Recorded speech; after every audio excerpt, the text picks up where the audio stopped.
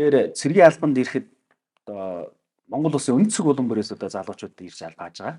Тэгэхээр эдгээр залуустай ингээд харьцахад ер нь харилцааны хувьд бол ямар байв? Тэгээ ер нь бол одоо цэргийн албаагч хоорондын харьцаа тэр зүйлүүдийн цэргийн дүрмээр заагаад өгсөн байдаг. Одоо хааны хөдөлгөөн үйл ажиллагааг ер нь бол цэргийн дүрмээр заагаад өгсөн бүх зүйл командаар. Тэгээ цэргийн албаагч хоорондоо нэгнийгээ яаж дуудах нь заагаад өгсөн байдаг. Цэргийн албаагч хоорондоо таа гэж харьцах хэрэгтэй. Тэгээ цал албамжсаал харгалзахгүй. Тэгээд ерөнхийдөө бол ингээд цэрэгт чаданх ингээд ажиллахад тэгэл том дарга нар ирэл та хэм блэ хэд настай байлээ гэдэргээл тэгэхээр ингээд амар эвгүй санагддагсан. Хиндэ тэгээд амар төгсөн байж намайг таамаа. Нас сартай болсон юм шиг нэг тэг санагддаг. Тэгээд ерөнхийдөө бол тэр бол маш гоё юм. Харилцааны маш том соёл. Яг ингээд цэргийн дүрмээр ингээд том цалтай ч гэсэн намайг таа гэж бодглохлоор яг тэр үндэ над үнгээ гоё санагддаг. Би бас тэгж харьцахыг хичээдэг. Гэрээ цэргийн алба, хугацаа цэргийн алба хоёрын одоо ялгаа нь яг юу вэ?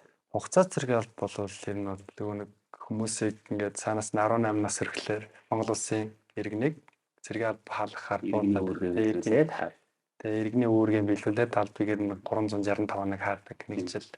Гэрээ цэргийн алба бол өөрийн хүсэлтээр би ингээд алба хаамаар байна гэдэг өөрөө хүсээд өөрөө ингээд хүсэлтээ өгөөд гэх юм уу? Мэргэжлийн тал руу. Мэргэжлийн тал руугаа.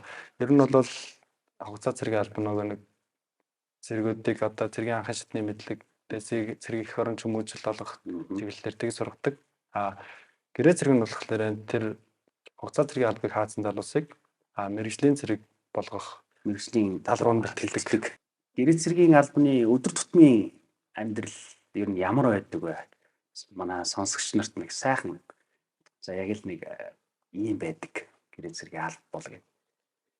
За гэрээ цэргийн албаны өглөө яаж эхэлдэг гэх юм бол гэртээс ирээд хоолундаа идээд тэгээд ажилдаа явна. Өглөө манай ажил 8 цагт ордог. Тэгээд 8 цагт өглөө анги нэгдээд ер нь бол өдөр тутмын үйл ажиллагаа эхэлнэ. Өглөө нэгдэлтэн дээр нэгдэлт болоод тэгээд тараад ерөнхийдөө ангийн дотоод нөгөө нэг хичээл сургалтын төлөвлөгөөнийхөө дагуу хичээл сургалтнаар байдаг. Бус хүмүүс нь болохоор бусд чижтэй зарим одоо тэр өдрийн томилгоотой хүмүүс бас харуул хоногийн манай дотоодын харуул хоногийн манай томилогдсон хүмүүс нь харуул хоногийн мананы өөрийн гүйцэтгэж явна. Бусд бүрэлдэхүүн бол хичээл сургууль, бэлтгэл сургуультай гэдэг ерөнхийдөө тогтмол бэлтгэл сургуультай.